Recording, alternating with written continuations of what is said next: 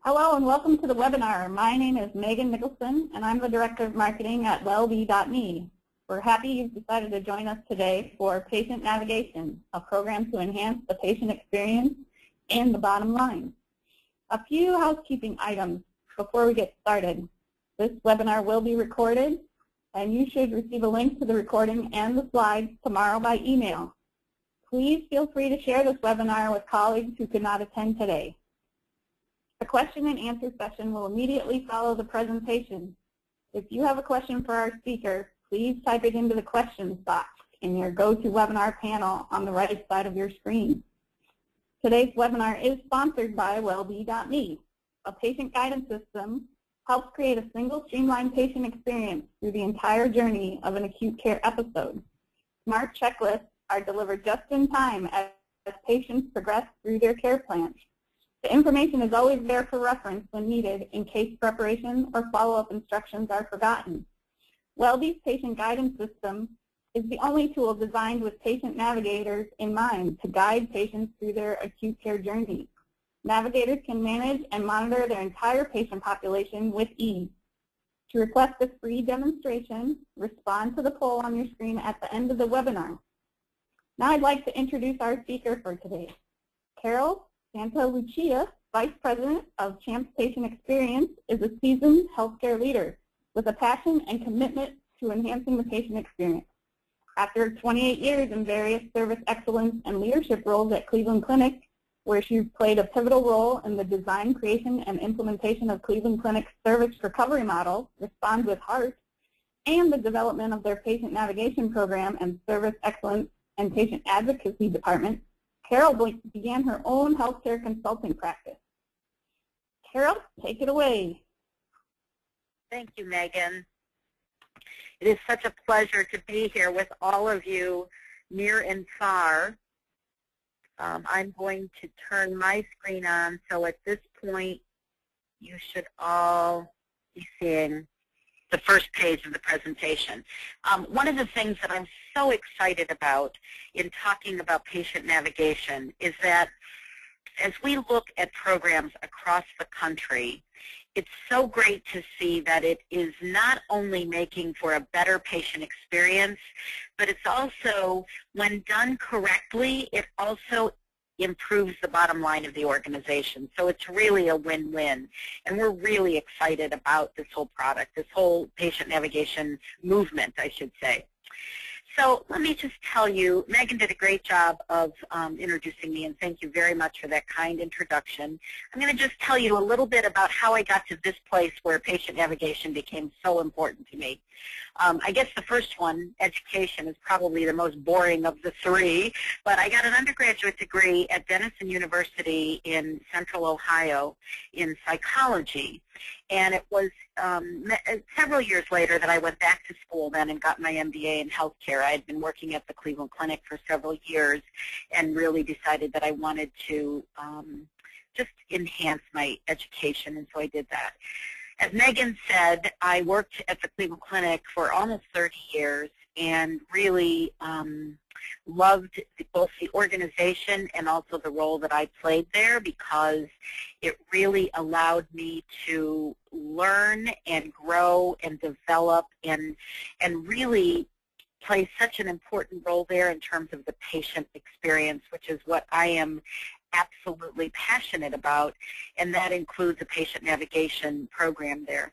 And then finally, I think what probably enhanced my career and my journey in this space more than anything else was the personal experience that I had when my own mother was ill with ovarian cancer, and she became a patient at my organization, and she told me all the time how much it meant to her to have me walk the journey with her.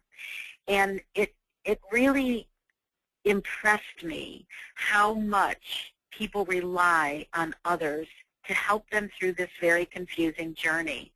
And that was what first sparked my real interest in patient navigation in a way that it has become very, very personal and very real, and it's an honor to do this work that I think really makes an impact in healthcare today.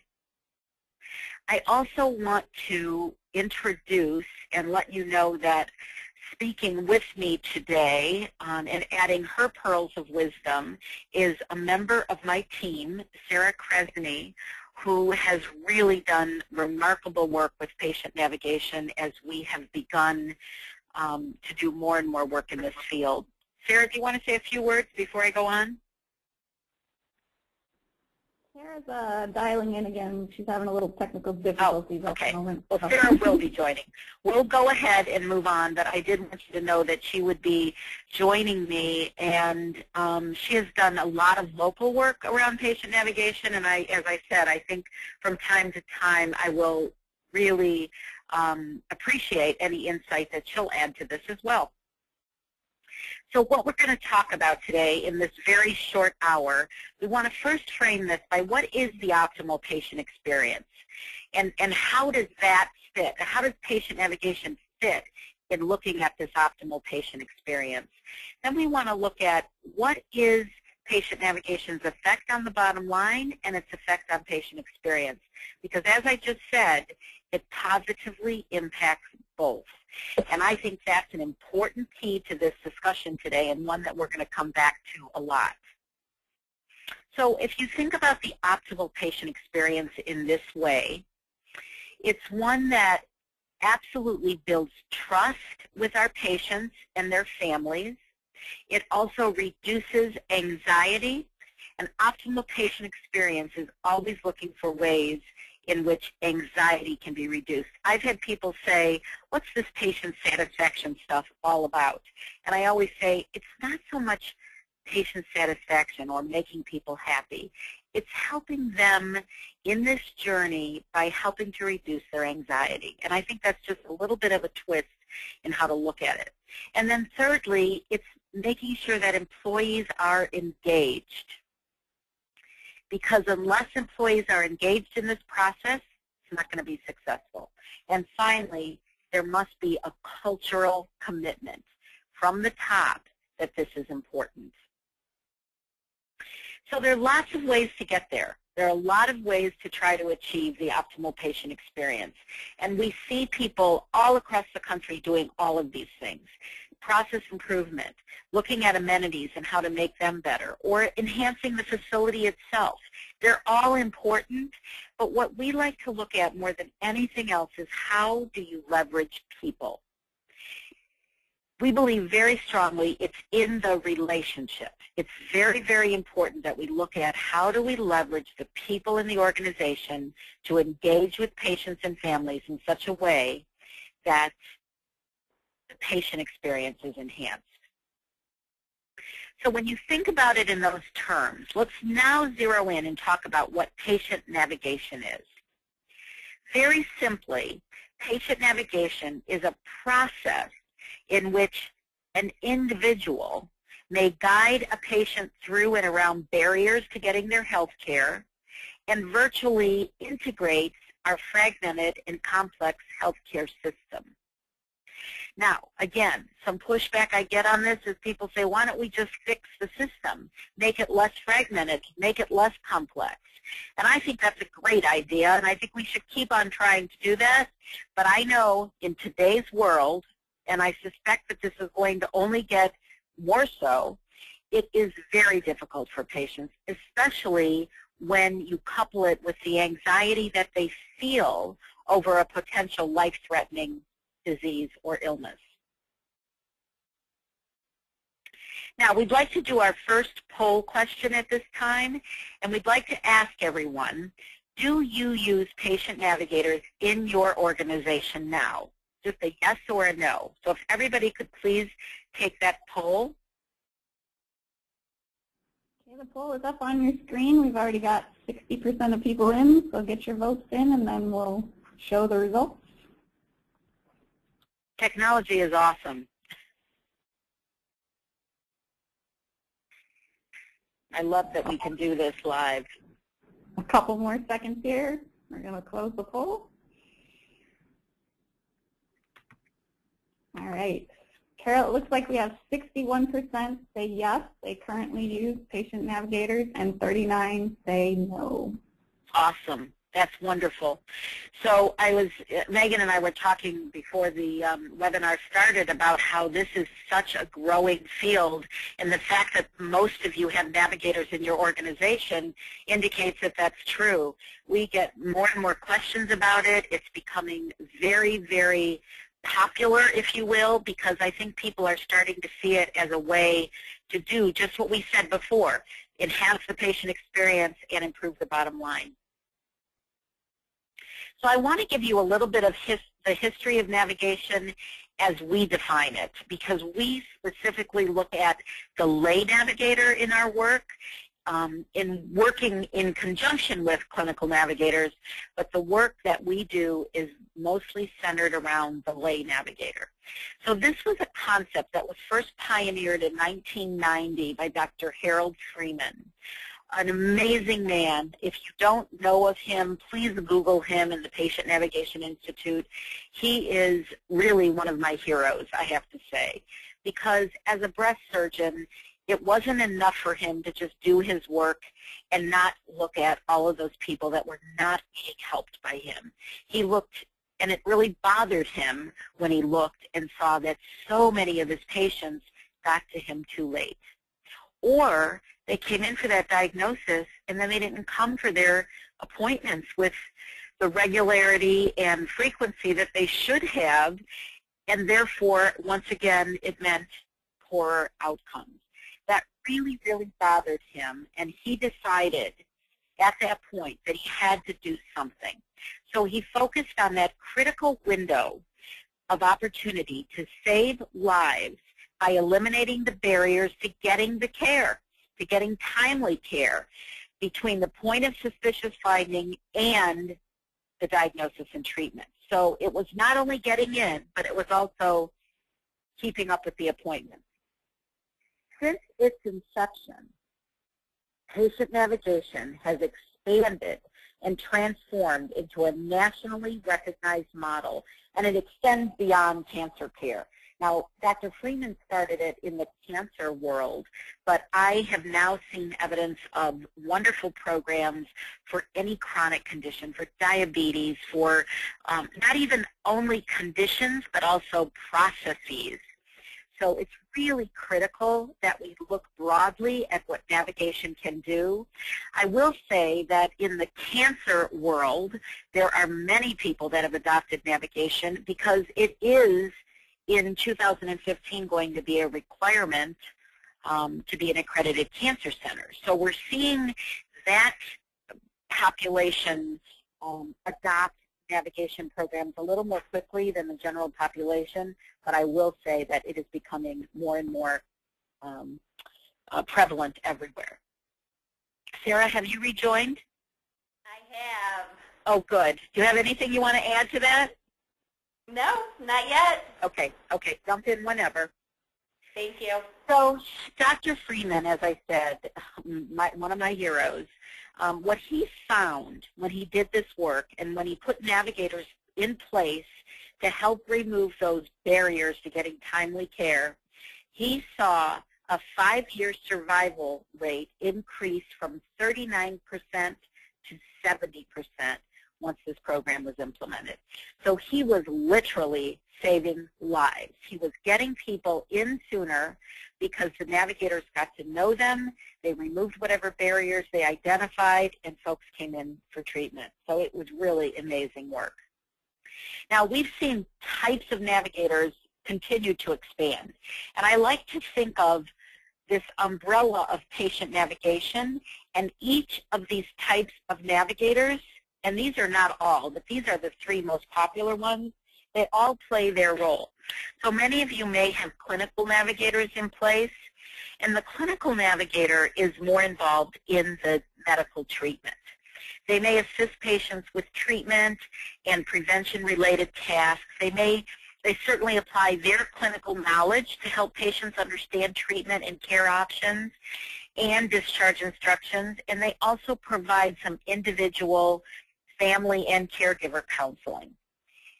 Now, if you look at the Lay Navigator, by contrast, They are not getting involved in the clinical piece of it at all, but they connect patients to the resources and information in the system and in the community. What we have found is that that is one of the biggest problems. There are lots of resources out there, but patients don't always know it. And a lay navigator who isn't as costly as a clinical navigator can do the first level of getting to know that patient, getting to know what they need, getting to know and how to connect them to the resources that are going to make their whole experience better. They can do things like help coordinate screenings and appointments. They can remove barriers to accessing care in a number of ways. For example, let's say that they get to know a patient and they realize the reason they're missing their appointments is that they don't have transportation. The lay navigator very successfully, because they've already done research and have found out that there are means of transportation for people who need it, they can connect them to those resources. So it really becomes a great addition to the whole healthcare team by having somebody that has the time and does not need the clinical expertise to do some of these tasks. And it also reduces the burden of overwork for the other people on the team, the care providers.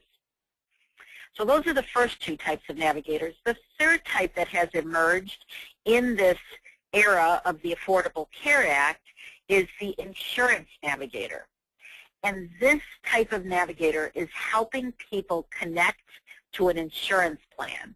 They're providing individuals and families with the information necessary to determine which insurance option best fits their needs.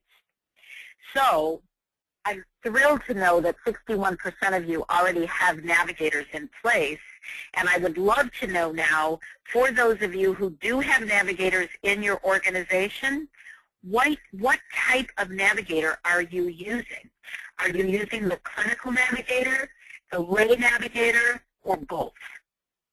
So let's take a moment and have everyone answer, or those of you who are using them, please answer this question. The poll should be up on your screen, so click the radio button that best applies to you, and we'll keep it open a few more seconds. Carol, I just want to add that the insurance navigators, why you don't see them as part of the quick poll, is they're not fully implemented yet. The federal government regulations will begin October 1, and we will begin to see insurance navigators in the community. They will not be tied to any provider organizations. That's a great point. Thanks, Sarah. Mm-hmm. Yeah, and it's interesting because as we hear the term insurance navigator, it could start to provide some confusion in terms of, well, wait a minute, we have a navigator, but it's different. Exactly right, it is different, and we're going to do some education around the differences and how they interact. In fact, be sure to, I wonder if there's a way after this webinar we can have you sign up to get a copy of the work that we publish around this topic, so we can talk about that later. All right, last chance to get a vote in, and we're going to close the poll. So it looks like we have 41% with clinical navigators, 13% with lay navigators, and 46% with a combination of both. Wow. That is very incredible. Would you say it one more time, Megan? 41% clinical. 41 only, clinical. Okay. 13 lay, and 46 with a combination. Okay. So the least amount is the lay, and that doesn't surprise me because that is the newest. Quite a significant number of clinical navigators. What really thrills me is the large percentage that say you use both. So this presentation is really going to be speaking to you and hopefully even give you some ideas of how to use both even more successfully, because I do believe that when implemented properly and they're really part of the team and they're working collaboratively, adding a lay navigator to the mix is absolutely powerful. Carol, I just want to add that, the most successful programs are those that combine both clinical and lay navigators and use the clinical navigators at the top of their scope and having them focus on mostly clinical tasks and then leaving the non-clinical tasks such as scheduling appointments, follow-up reminders, getting transportation if necessary, to the lay navigator. And those tend to be the most successful. That's a great point. It's a great point. Anytime you can have people really operate at the top of their scope, it's a more efficient way to do work and usually more rewarding for the person because they're doing the work that they love and that they were meant to do. And so I think that's a really, really important point. So if you look at this next diagram, you can see that as the lay navigator gets to know the patient, they are able to assess very quickly where is it that this patient needs help. Is it from the physician? Is it from the clinical navigator? Is it from social work? Is it from the pharmacist? Is it from the case manager or the dietitian? When they're part of the team and they know all the roles and people are working collaboratively, the lay navigator can work very efficiently by getting people to where they need to be when they need it. But when they don't need that clinical expertise and when the issue is more around something like transportation or getting back in for appointments or the fear, they just are too afraid and they just need somebody that knows them to kind of talk it through, it's amazing what a lay navigator can do to instill that kind of trust and help the patient feel okay to take that next step forward. I can give you a brief example of a navigator that we put in place in a very large urban hospital in Northeast Ohio. And the patient, this particular navigator was working with a group of head and neck cancer patients. And the patient had difficulty communicating because of his treatment. And when he got to the emergency room one day, he was really, nobody could understand him.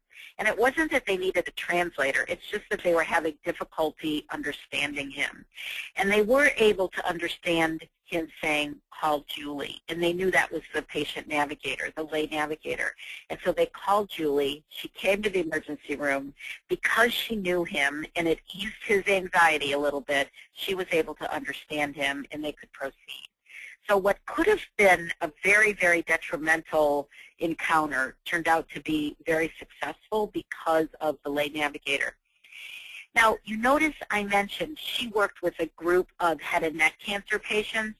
Lay navigators can be set up that way by population of people based on a specific disease, or they can be set up by process. So we've seen some that are set up in an emergency room setting where it's not a particular disease, but rather it is the process of going through the emergency room and the discharge process, et cetera, that the lay navigator works on. Some of the responsibilities of a lay navigator may include these things: guiding patients through the system by assisting with access, coordinating logistics for plan adherence, accompanying them to their appointments when necessary, definitely developing relationships with participating physicians and service providers, and sometimes providing coaching and support to patients and their families when appropriate. So here's our third poll question. Which of these titles best resembles what your organization calls its navigators? Nurse navigator, lay navigator, case manager or social worker, community health or outreach worker, or other. Now, based on your earlier poll, some of you will want to check off 2, and I don't think you can do that. So just choose the one answer that is most descriptive of the majority of those people who are doing navigation. And if none of these fit, then just hit other. All right, the poll is up on your screen, so if you want to take a second to choose the best fit for you, keep it open a few more seconds.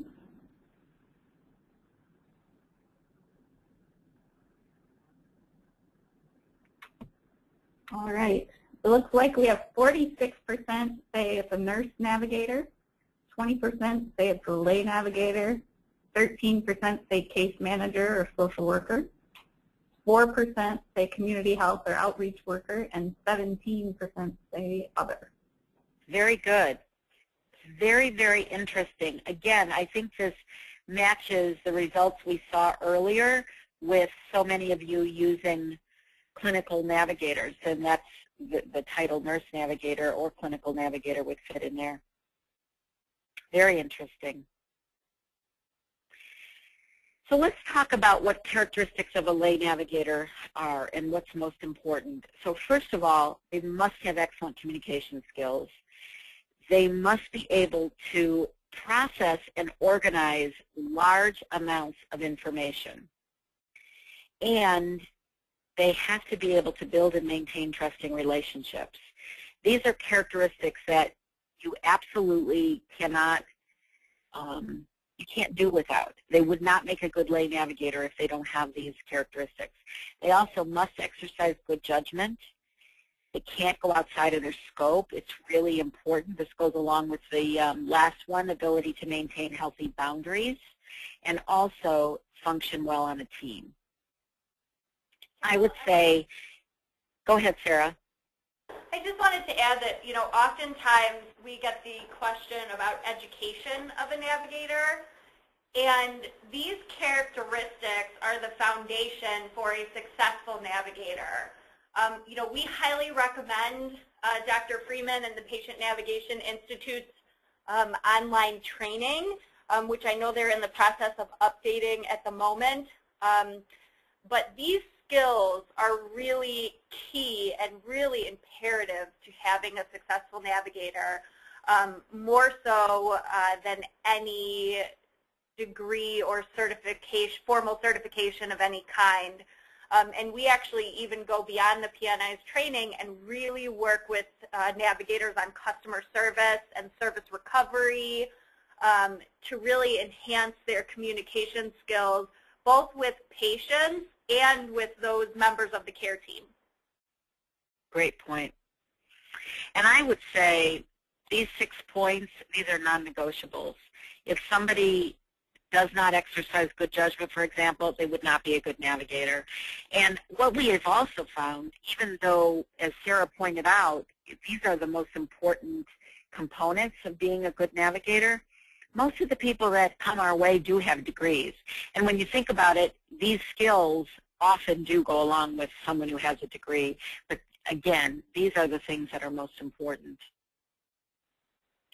So we'd like to shift a little bit here and tell you about some of the work that we've done in Cleveland, in Northeast Ohio, with navigators and show you the results that we have seen, because we've been pretty excited about it.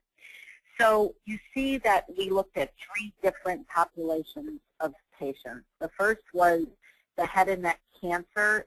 The business challenge there was a high no-show rate for outpatient radiation appointments, which of course, you know, utilize a lot of expensive machinery.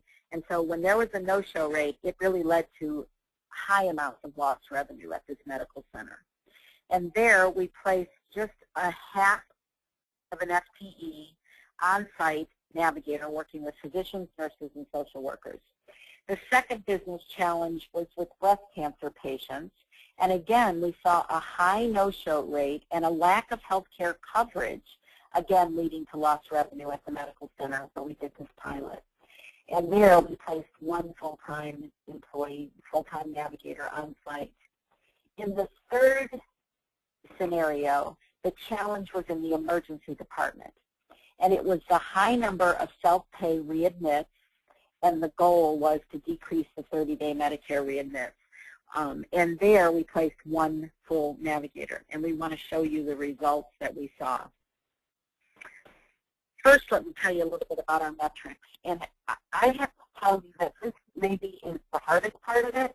It's also extremely important. So for each of those business case challenges, we had to come up with both primary metrics and secondary metrics. The primary metrics were the ones that we made sure would give us a positive ROI. So in other words, as we started down this path, we wanted to make sure that the savings, because of the intervention of the Lay Navigator, was really worth it. And the reason that we did it that way, because as any of you know me, you know that for me, it was enough to say that it enhanced the patient experience. That was all I needed to know. But I also know, realistically, in a real world, that's not enough. We've got to be able to prove the value so that we don't have to worry about what if this program gets cut. So that became very important to us, that we look at the impact it had on patient experience and the impact it had on the organization's bottom line. So for the head and neck cancer, our primary metric was to reduce that no-show and cancellation. So reduce no-show rates and cancellations. Now you'll see with each and every one of these there are lots of secondary metrics, such as an increase in patient satisfaction, a reduction in complaints to the ombudsman department or patient rep department, and also improved quality. Those are all very, very lofty goals and really great goals, but we want to look at them as a bonus. That's the icing on the cake. We need this one or two financial metrics that can show the value of this Lay Navigator. In the breast cancer case, we looked again at no-show rates, and we also looked at an increase in coverage for the breast and cervical cancer program, which allowed for additional revenue coming in for those who couldn't afford it. Some of the secondary metrics you can see there on the screen. The days between key appointments, so that we could, keeping in mind the work that Dr. Freeman did, we wanted to reduce the number of days between diagnosis and treatment. Also increase in patient and physician satisfaction, improved quality, and reduction in complaints. And then for the third category, the emergency department, we looked at Medicare readmits. The 30-day Medicare readmits we wanted to reduce because we knew that there was going to be a cost implication there, and also a decrease in self-pay revisits. So really all of the readmissions we were looking at. And then again, you can see the secondary metrics that were there as well, similar to those above. Now what we saw was pretty amazing. So this is the head and neck cancer pilot results. When we looked at the same time period without the Navigator in 2011, with the Navigator in 2012, we saw a reduction in missed appointments. And we did then the financial analysis to show that with this half-time position, we were able to realize almost less than 2.5 months ROI.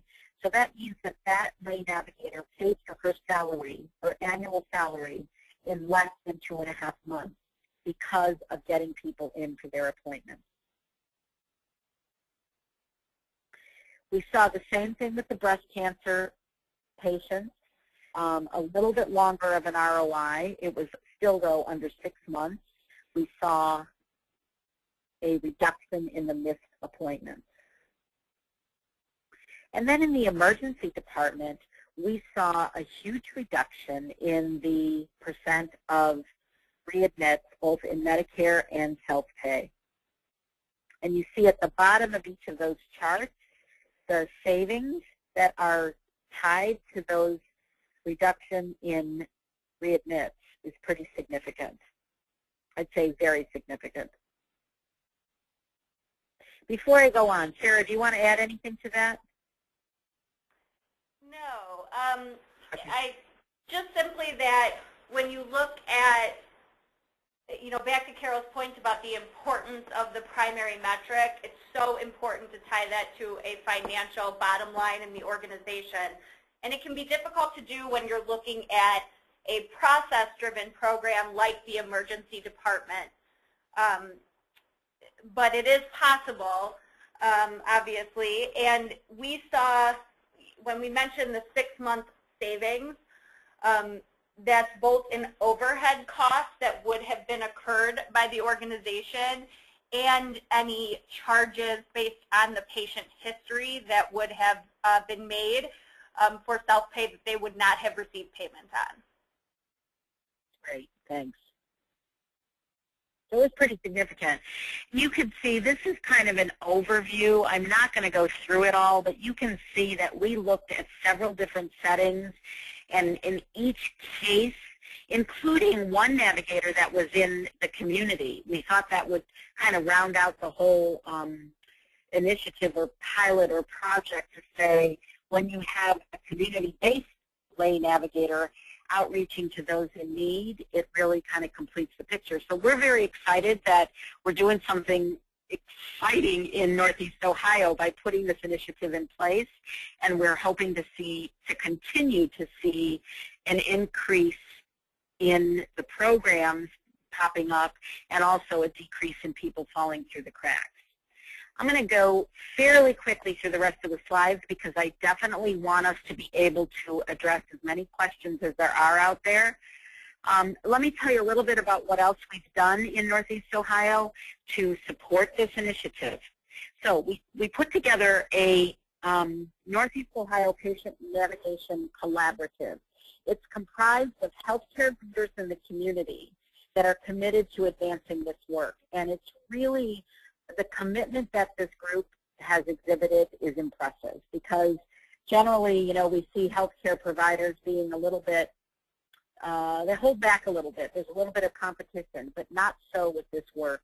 The more the collaboration, the better. They share ideas. They influence. They really are able to lend some very strong support and credence to this initiative. And out of this group has sprung this Navigator Network, which is really a forum for the navigators that are doing the work in the community with all those different titles that we talked about. So this forum has become a really important support network for the navigators. They get together once a quarter, and not all of them do. I will tell you that there are over 100 people now on this email list, and they get together, as many of them as can, once a quarter. But in between, they use this email listserv to learn and share resources, ask a question, really provide all sorts of answers and support to each other on a continuing basis. So that's a pretty exciting thing. So when you tie this back to the patient experience, and you know how important patient experience is in our organizations today, navigators can really become experts who help patients experience the best of our system by developing those key relationships and helping them to navigate the system successfully. And go back to what we talked about earlier. Every single one of these things, building trust, reducing anxiety, engaging employees, which we said was so important with this navigation work, and also the commitment from the top. So the organization has to say, yes, we believe in this, and yes, we're going to talk about it and support it. And that's one of the things that we do when we put these programs in place. So this is my contact information. I would like to open up the floor now to questions. If we do not get to your question today on this call, please feel free to email us, and we'll make sure that we get you an answer. So Megan, will you lead the discussion on the questions that are out there? Yes. Thank you, Carol, for that informative presentation. We will now open it up for questions. If you have a question, please type it into the questions box of your GoToWebinar panel on the right side of your screen. While attendees are submitting questions, I wanted to remind everybody that this webinar has been sponsored by wellbe.me. A patient guidance system helps create a single streamlined patient experience through the entire journey of an acute care episode. Smart checklists are delivered just in time as patients progress through their care plans. The information is always there for reference when needed, in case preparation or follow-up instructions are forgotten. WellBe's patient guidance system is the only tool designed with patient navigators to help guide their patients through their acute care journey. Navigators can manage and monitor their entire patient population with ease. To request a free demonstration, I'm going to put a poll up on your screen, and if you'd like to see our program in action, just respond to the poll. Our first question asks, you have a slide about case managers and social workers along with patient navigators. What is the difference, if any, between these two roles? Oh, it's a great question. So the case manager or social worker, I would consider to be a clinical person. They're really part of the medical care. So they might be involved in discharge. They might be involved in the discharge process, or they might be involved in connecting people. Again, it's a connection, but it's still much more hands-on with the care in terms of counseling or in terms of a number of things that case managers and social workers do as part of their work. However, there are times that a lay navigator working in conjunction with the social worker or case manager can bring a piece to the flow of the work that is not necessary for the social worker or case manager to do.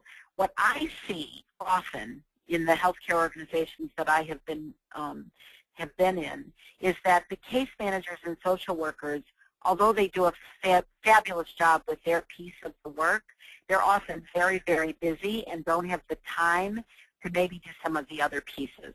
And so if they are working closely and in conjunction with a lay navigator, then efficiency becomes pretty incredible, because the lay navigator can do the pieces that don't require a social work license. So that, to me, is the biggest difference. Sarah, would you add anything to that? No, I would just add that it's very important when you're setting up the program that the really everybody on the care team fully understands the role of the navigator, the responsibilities of the navigator, and in turn the navigator understands the role of each person on the care team to ensure that everybody is working within their proper scope. Yeah, that point really is an important one. Thanks for saying that, Sarah. We have found that the better of a job that is done up front as the folks work together and understand their roles, the more successful the program will be, because otherwise what often happens is people are afraid that this person is going to take over parts of their job, and that's the farthest thing from the truth. It's more important that they identify. Often we'll ask the social worker or case manager, what are the pieces of your job that often don't have time for, but you also know they're important, but it doesn't require your level of skill and expertise. So that's great. Okay, we have a couple of questions asking about your Northeast Ohio network and connection. Is that available to people outside of Ohio, and where would they go to join that Navigator network or connect with others? Wow, that is a question I had not thought of. So right now we have limited the attendance in the Navigator network on Northeast Ohio. I think, though, and Sarah, I'm very interested in your thoughts on this as well, that we should talk about how we could create a more national network. We have actually talked about doing some work nationally on education and promoting this field of navigation. I belong to I'm actually the president this year of the Society for Healthcare Consumer Advocacy, which is a group of patient advocates across the country. And navigation is absolutely a part of that. And so we've been talking about how we could expand this concept, and particularly as the question relates to how do we expand the ability to share resources and network. In some cases, I have to say that the local connection is the best, because those are the resources that you're going to find. But there are aspects of this work that I think a national network could be absolutely incredible. So we're going to have to really specifically look at that and talk about that. Honestly, we have not thought about creating that network or expanding beyond Northeast Ohio at this point, but we will certainly put that on our list of things to consider. Great. I would also encourage everybody, you know, who has navigators in the field to start a navigator network at a local level. I think it's very important for that piece to stay local, because there is nobody who better understands the resources in your community than those folks who are navigators and who work in community organizations within your local area. And it's, you know, the way that the Navigator Network is set up, not only can they, you know, send a listserv out to people when they're having trouble getting in touch with a transportation organization, right, but they also become better acquainted at every meeting with at least one community resource in the area. So I think it's important to keep that at a local level. Yeah. You know, they might put out on their email listserv, I have a patient who needs dental care and can't afford it. And somebody else on the group will respond, I know where they can get it. Or, you know, as Sarah said, transportation resources. And then when they come together quarterly, they can do an educational piece on a resource in the community that people may not have known about. So the benefits of having it local are really, really immense. But I think we could look at what kinds of support. Is it even possible that we could do some kind of networking and support nationally? All right, our next question asks, how much does a Lay Navigator typically cost for patients? Nothing. Oh, yeah, nothing to the patient. Typically what we are seeing is that organizations are paying around $35,000, maybe $40,000 a year for a navigator, you know, depending on the area, but it's clearly significantly less than a nurse would make. And therefore, again, when set up properly, it really takes some of the burden off the nurse, doing some of the things that you don't need to be a nurse for, and working very collaboratively with the nurse, it becomes very cost effective. And as you could see from the pilots that we did, it has, in each case, saved the organization money. And because patients aren't paying for this service and there is no reimbursement for this service, it's very important to tie it to the bottom line of the organization and show a positive ROI to make sure that that position stays. Right. We don't want to see these get put in place and then a year later when it's budget time, when people have to make cuts, say, well, we're going to have to make a cut. We have to let the navigator go. That is much less likely to happen if we have shown a positive ROI. In fact, in every one of the pilots that we did, the organization renewed the patient navigator contract because of the value that they saw. Great. Next question is, how do you determine the most appropriate patient to navigator ratio for the highest level of productivity for each nurse? Another great question. I would say most people report, and again, it depends on what type of patient you're working with. Some are more demanding than others. But most people report a caseload of about 80 to 100 patients at a time.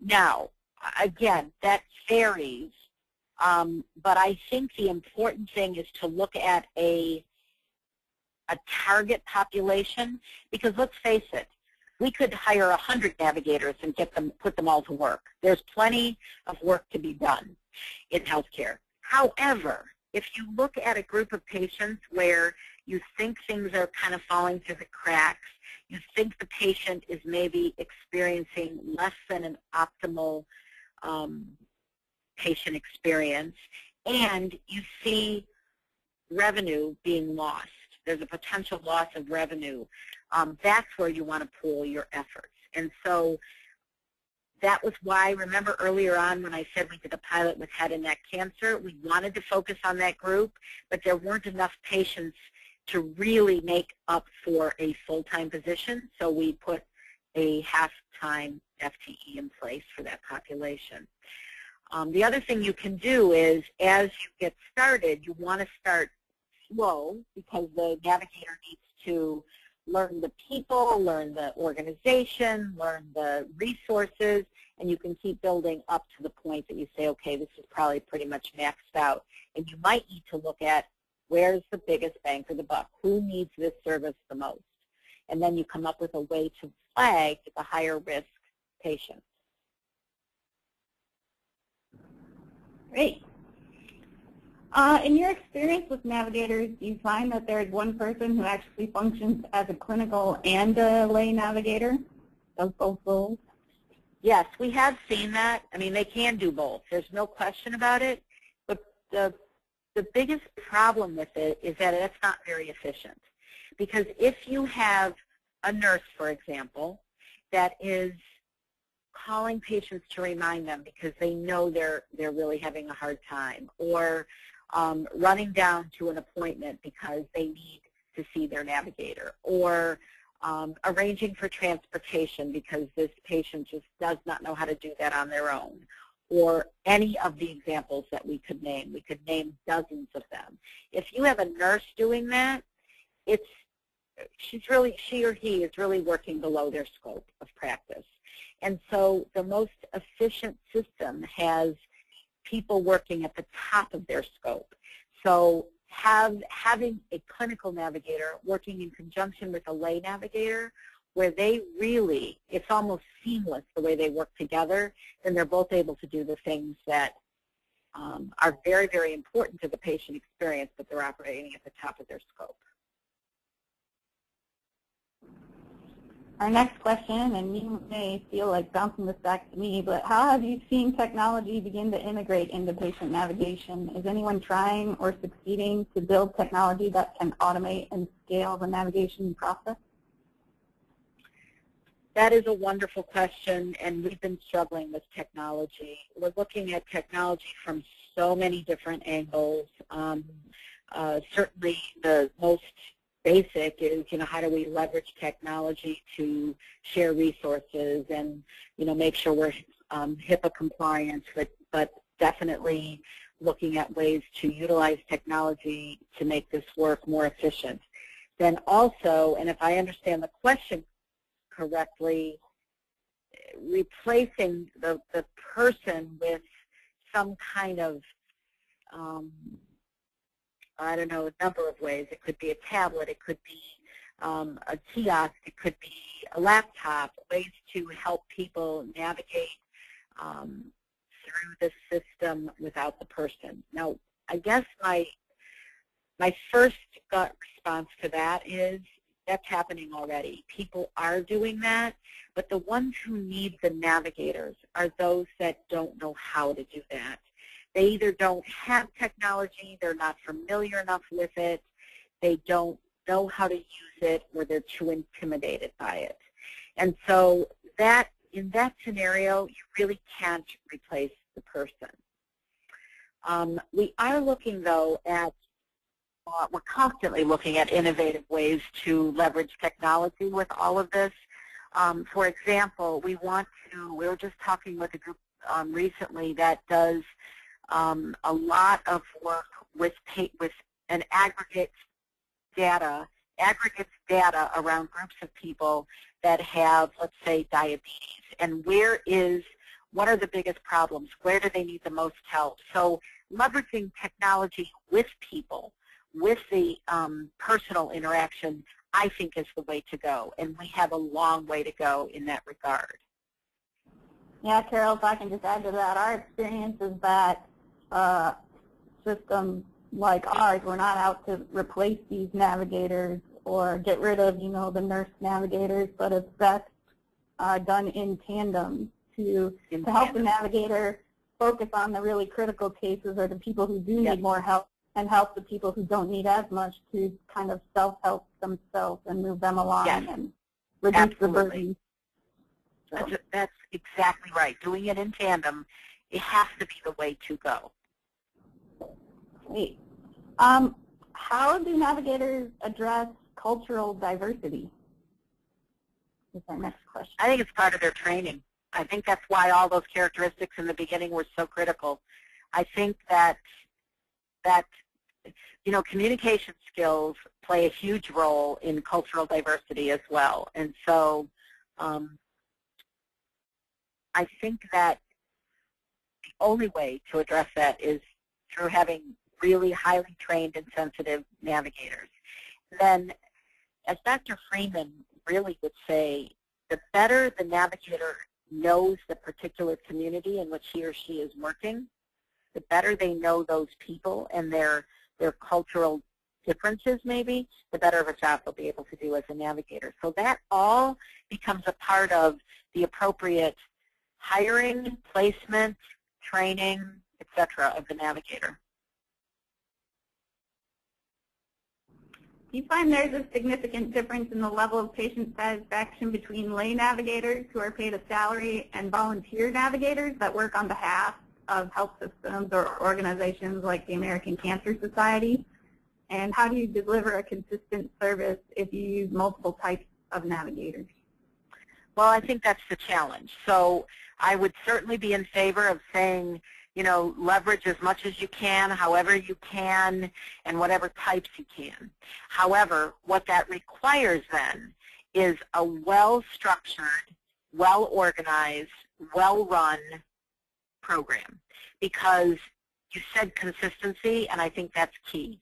It must be a consistent program, because as you lose that consistency and standardization and quality, you're going to have instances where people start to go outside of their scope or maybe just go beyond a certain boundary. And it can backfire on you, and you don't want to have that. You don't want to have something as positive as a program like this hurt you in any way because of the lack of oversight and the lack of consistency. How often do navigators go to outside appointments with patients?